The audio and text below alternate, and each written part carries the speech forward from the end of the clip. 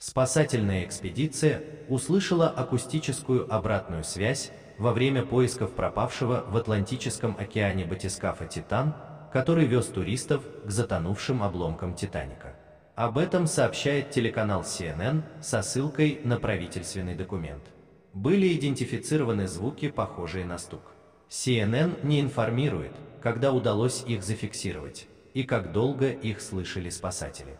В правительственном документе отмечается, что акустическая обратная связь может помочь отправить к подводному аппарату находящуюся на поверхности технику.